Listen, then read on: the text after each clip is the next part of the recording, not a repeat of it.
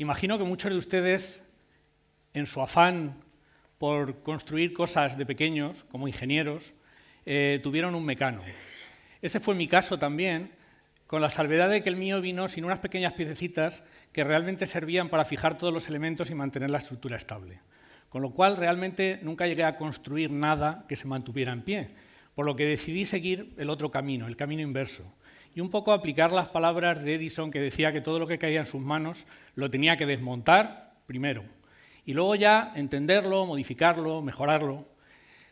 Para ello, yo lo que hice fue coger este pequeño aparato de radio, que era de mi madre era locutora de radio, y le tenía mucho aprecio, se lo habían regalado sus amigos, sus compañeros, y era el colmo de la tecnificación, era la miniaturización, innovación tecnológica. Y entonces yo seguí los pasos de Edison, pero me quedé en el primero, en la parte de desmontaje, ¿no? Está claro que mi madre, cuando yo unos años más tarde dije que quería ser ingeniero de telecomunicación, pues recordó su radio Pulgarcito. Bueno, pues yo creo que con unas grandes dosis de amor, algo de condescendencia y espero que también con una fe inmensa en mis capacidades, sobre todo en mis capacidades futuras, pues no dijo nada, ¿no? Sencillamente cayó. El caso es que yo creo que al final el mero deseo de conocer cómo funcionan las cosas o de crear cosas nuevas es quizás suficiente para imaginar un futuro ingeniero, aunque sus primeros ingenios sean auténticos desastres. Hoy vengo aquí desde ese deseo de conocer y crear para afrontar un reto que es complicadísimo, que es hablar de ingeniería a ingenieros. Lo primero que se me planteó es hablar de tecnología, porque si uno busca en Internet, caí en esa tentación, busqué en Internet retos de la ingeniería, entonces me di cuenta que la mayor parte de los retos que aparecen son siempre tecnológicos. De alguna forma son nuevas tecnologías, esta es la página de la Academia Americana de Ingeniería, y son retos que de alguna forma plantean cómo mejorar una determinada tecnología para abordar problemas sociales, problemas económicos, problemas de toda índole, medioambientales, por supuesto. El caso es que yo como ingeniero me encanta la tecnología y como académico, investigador, pues muchísimo más. Pero bueno, voy a cambiar un poco el chip y creo que por primera vez no voy a hablar de tecnología. Entre otras cosas porque últimamente también intento huir de esas charlas tecnológicas donde se hacen previsiones maravillosas de que en el 2080 pues todos seremos robots o viviremos en planetas lejanos. Entre otras cosas intento huir de ello porque muchas veces esas predicciones realmente no se cumplen y corres el riesgo de que te persigan de por vida, de que todo el mundo te las esté recordando todos los días. Así que lo que haré será plantear una serie de realidades que creo que son con las que se tiene que enfrentar la ingeniería hoy en día y que de alguna forma son las que permitirán que la ingeniería siga realizando el papel que ha realizado en la historia de la humanidad. Vamos a empezar con unos pequeños números que nos ponen una foto fija de lo que es la ingeniería en España. Son números más o menos precisos, sacados de diferentes informes, de compañías, de otros foros públicos, y nos dicen que alrededor de 200.000 ingenieros es la cifra de los egresados de nuestras escuelas de ingeniería en los últimos 10 años. Eso ha supuesto una disminución del 25% a lo largo de la década y además con una tasa de matriculación que decaen del orden del 5% todos los años, los últimos sobre todo, ¿no? Además de esos 200.000 ingenieros, solo el 20% son mujeres. Estos números además nos han llevado a una serie de titulares que hemos visto en los periódicos en los últimos años de manera continua y que aparte del sensacionalismo con el que están escritos, faltan ingenieros, va a ser la catombe y tal, yo quiero ver más allá y ver, hombre, por supuesto una realidad, pero también una preocupación de la sociedad por su propio futuro, porque al final la ingeniería está detrás del crecimiento económico, de la creación de riqueza, está detrás también de la mejora de la calidad de vida. De alguna forma, los proyectos más innovadores, las nuevas empresas que se crean, se soportan casi todas, o en una importante mayoría, en tecnología y en ingeniería. Al ingeniero se le presuponen una serie de capacidades. Esas capacidades tienen que ver, como decía un amigo mío, con hacer los sueños realidad. Pero eso significa realmente coger la tecnología, solucionar un problema y mejorar la vida de la gente. El problema es que si la sociedad no percibe eso, si la sociedad no percibe que la ingeniería es vital, realmente ésta no podrá seguir añadiendo valor y de alguna forma seguir generando bienestar y riqueza. Es por eso que me he permitido plantearles a ustedes hoy siete retos de la ingeniería y que probablemente sean muchos más, o ustedes estarán o no de acuerdo con algunos de estos, o preferirían otros, ¿no? Pero yo creo que estos, por lo menos, son reconocibles y yo creo que son abordables y nos tienen que preocupar para el futuro. Los dos primeros tienen que ver con situación de contexto, el contexto en el que la ingeniería realmente realiza su actividad. Y el primer contexto es este que se llama complejo, incierto, con el acrónimo que hemos recuperado de mediados del siglo pasado, que es el acrónimo VUCA, ¿no? Que ahora aparece también en todas partes. VUCA al final pues es complejidad, es volatilidad, es ambigüedad, pero ¿qué es si no el ámbito en el que normalmente se desarrollan los proyectos de ingeniería? El ingeniero tiene herramientas para hacerlo. De hecho, yo siempre recordaré que durante la carrera, la primera vez que tuve que realmente implementar un proyecto que había diseñado matemáticamente el papel, me di cuenta que había cosas que se llamaban tolerancias, errores, que uno era despreciable frente a 10 y que además, para colmo, pues la complejidad, eso de partirla en trocitos, no siempre valía. Al fin y al cabo, el ingeniero está en una posición, yo creo que privilegiada para afrontar un entorno de estos. Esas herramientas son las que además el matemático Julio Rey Pastor decían que era el sexto sentido de un ingeniero. Pero lo cierto es que un entorno VUCA se vuelve más incierto todavía cuando introducimos el factor humano. Las relaciones personales, las culturas, la diversidad, todo eso genera de nuevo una complejidad que ahora sí que ya el ingeniero probablemente no tiene las capacidades para resolverlo. En un informe del IES reciente sobre nuevos perfiles profesionales, precisamente dice que un número que antes no he mencionado, que es que el 70% de las empresas no encuentran el ingeniero con el perfil que necesitan, dicen que precisamente ese desajuste en competencias tiene que ver precisamente por esas capacidades transversales de lidiar con la complejidad y de lidiar con la ambigüedad y con la incertidumbre que generan las relaciones humanas.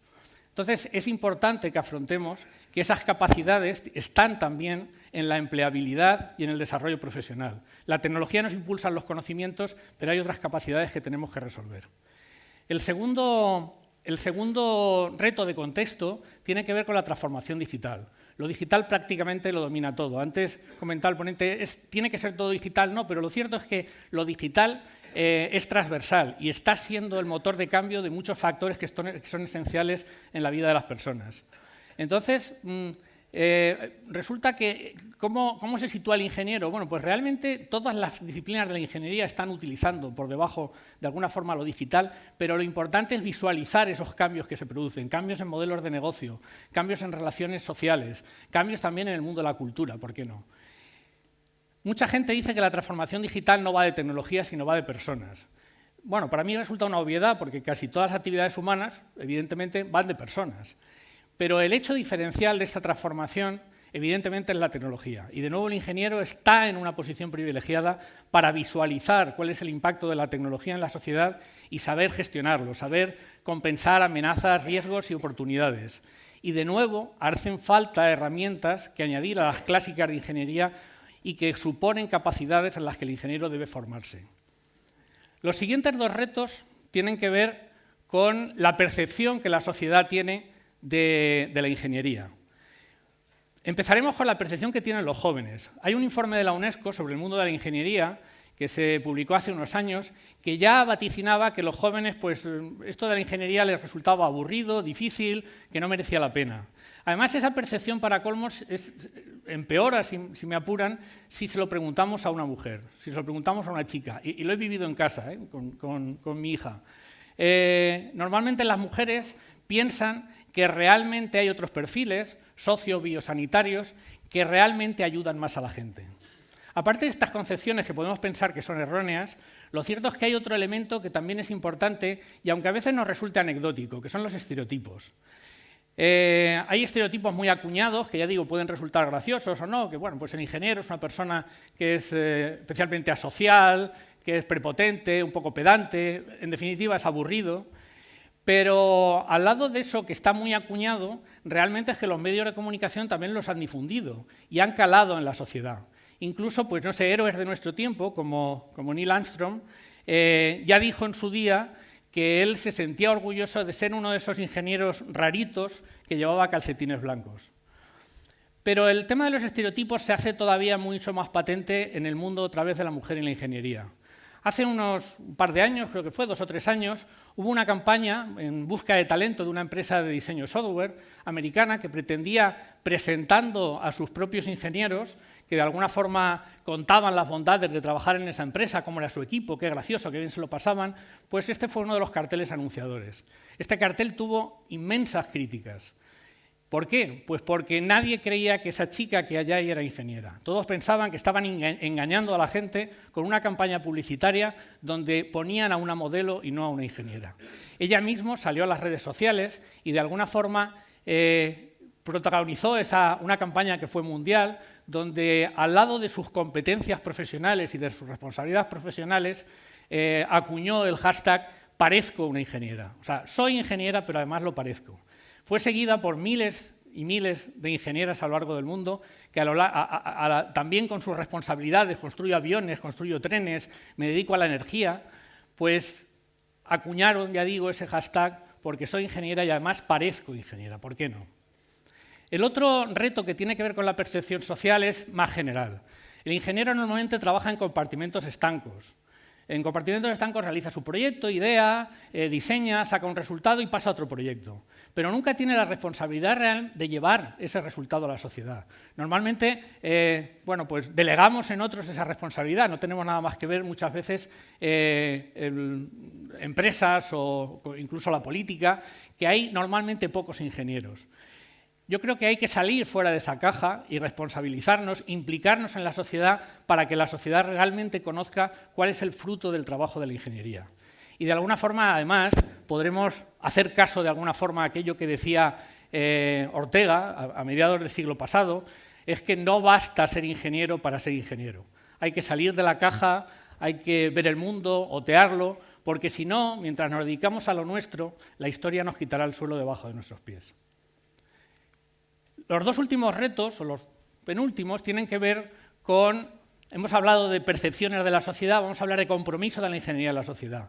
Y el primer compromiso es, evidentemente, pues ser fiel y buscar los objetivos que también la sociedad a nivel global se ha dado y que pueden estar representados por los Objetivos de Desarrollo Sostenible. El informe de la UNESCO dice que normalmente en políticas de desarrollo pues la ingeniería tampoco resulta un factor clave, o por lo menos esa es la percepción que se tiene. Y sin embargo, si miramos los 17 Objetivos de Desarrollo Sostenible de Naciones Unidas, vemos que la mayor parte de ellos necesitan de proyectos de ingeniería para ser acometidos. Piensa en gestión del agua, en agricultura, en energía, en industria, en educación incluso. Entonces, necesitamos no solamente marcar nuestro protagonismo de cara a proyectos en estos ámbitos, sino también incluso incorporar estos ámbitos a los proyectos que realizamos habitualmente. Trabajamos muchas veces con esas especificaciones no funcionales. Pues esas especificaciones no funcionales tienen que ser precisamente las que marcan en todos nuestros proyectos, tienen que ser las de los Objetivos de Desarrollo Sostenible. Y si antes hablábamos de que conocimiento y capacidades transversales eran los pilares de la profesión de la ingeniería, pues me faltaba uno, y el que me faltaba era la actitud. ¿Y qué es eso de la actitud? Pues la actitud es la que marca realmente el compromiso ético, social y de servicio que debe tener el ingeniero. La tecnología puede crear una nueva brecha, que es la brecha tecnológica, precisamente por el acceso a ella. Y yo creo que la ingeniería puede hacer precisamente de vertebrador y de equilibrador, siendo capaz de moderar esa posible brecha e incluso reducirla o eliminarla. En estos tiempos que hablamos de cosas inteligentes, coches inteligentes, casas inteligentes, yo creo que nos tenemos que dar cuenta que solamente tanta inteligencia tendrá sentido si sirven para construir una sociedad inteligente con personas inteligentes. Y necesitamos, por tanto, proyectos de ingeniería, necesitamos ingenieros que se impliquen y que planteen proyectos innovadores que busquen la integración y la eliminación de cualquier brecha social, de cualquier barrera social. Y por último me van a dejar pues, hablar de un reto que creo que está en el fondo o que es el paraguas que cubre todos los demás. Quizá pueden pensar que es pretencioso, pero yo creo que la educación, y digo que me van a dejar porque bueno, pues es un tema que me atañe especialmente, está en la base de todo y además cubre absolutamente todo. A lo mejor les parece una locura que intente plantear aquí cuáles son los problemas que encara la educación, sobre todo en el ámbito de la ingeniería, porque es un debate que bueno, pues lleva demasiado tiempo, ¿no? Y no solamente en el ámbito de la ingeniería. Pero lo cierto es que si hablábamos antes de que el 70% de las empresas no encuentran los perfiles que quieren en la ingeniería entre los egresados, también los egresados, los propios ingenieros, cuando salen, se pegan contra un muro. Probablemente no un muro de acceso al mercado laboral, porque al final encuentran trabajo, pero sí cierta desilusión. Ese muro es cierta desilusión por expectativas que no han sido cumplidas, por salarios, por tipo de trabajo, etc. Al final, eso lo que provoca precisamente es esa pérdida de vocaciones y que realmente la masa crítica que buscamos como ingeniería no la podamos conseguir. Hay muchas iniciativas para promocionar las vocaciones en la ingeniería y evidentemente muchas vienen de la universidad. Lo que pasa es que algunas veces no vienen solamente pensando, o vienen solamente pensando en un factor que es falta de alumnos, número, falta de clientes, y no como que la falta de vocaciones en ingeniería es una necesidad o es un problema social. Es decir, la universidad pierde esa capacidad que debe tener de ser el que acompaña a la sociedad en sus procesos de transformación. Y yo creo que es una de las cosas que hay que reclamársela a la universidad. Luego, además, está el tema de esas capacidades transversales. ¿Está preparada la universidad? Bueno, pues la respuesta que dio la universidad hace unos años fue un supuesto proceso innovador, metodológico, que nos acompaña a todos y del que todos hemos oído hablar, pero que de alguna forma yo creo que lo que ha supuesto es y yo creo que hay cierto consenso, que en el mundo de la ingeniería evidentemente no nos ha satisfecho, más bien al contrario, y que ha causado confusión. Y yo creo que es perfectamente lo que refleja el general Forges en esta viñeta. Y por último me van a dejar hablar brevemente del profesor, porque en todo este contexto, si el profesor es siempre importante en el proceso de aprendizaje, lo es más en ingeniería. Algunos tuvimos la suerte de contar con profesores que realmente nos inculcaron algo que es esencial en la ingeniería, que es la curiosidad, el esfuerzo, el realizar proyectos que no solamente empiecen, sino que acaben. Yo creo que es esencial recuperar a ese profesor que, más que académico, tiene que ser una persona que conozca los problemas de la sociedad, que esté implicada en ella y que de alguna forma dé respuestas, porque lo que tiene que formar son profesionales. Muchas veces esa excesiva, algunos, sobre todo la industria piensa que es excesiva dedicación a la investigación, yo creo que no, es necesaria y es fundamental porque es la que genera conocimiento. Pero lo que sí es cierto es que a veces oscurece o por lo menos empaña una labor que debe ser esencial en el profesor, que es formar profesionales. Y los profesionales tienen que estar de acuerdo con la industria, de acuerdo a las necesidades de la sociedad, y eso lo estamos perdiendo. Es por ello que yo creo que hay que buscar ese reto de modernizar la universidad y reclamar desde el mundo profesional que haya el acuerdo necesario para que, en el fondo, la universidad se enfrente también, igual que nosotros nos podemos enfrentar a estos retos, que también la universidad se enfrente a sus retos para los años venideros, porque eso ayudará a todos, no solamente a la ingeniería, sino a muchas disciplinas más. En definitiva, y para terminar, yo creo que necesitamos, evidentemente, enfrentar estos retos, pero sobre todo porque necesitamos una nueva generación de ingenieros. Una nueva generación de ingenieros que, de alguna forma, pues sean capaces de tener ilusión, pasión y que tengan una visión transformadora que les permita hacer de puente entre tecnología y personas, tecnología y sociedad, y así, de alguna forma, con proyectos realmente innovadores, pues afrontar las necesidades que tiene en los tiempos actuales. O sea, necesitamos ingenieros de nuestro tiempo. Y probablemente eso lo que signifique también es hasta, me atrevería a decir, una nueva disciplina de la ingeniería de las personas, la que hace proyectos de personas para personas. Y que de alguna forma con esa visión seamos realmente capaces de construir sueños, de abordar esa construcción de sueños que comentaba al principio. Pero todo además siempre de una perspectiva que también el maestro Quino creo que representa muy bien en esta viñeta. Y es que no olvidemos que el ingeniero siempre debe tener los pies en la tierra. Muchas gracias.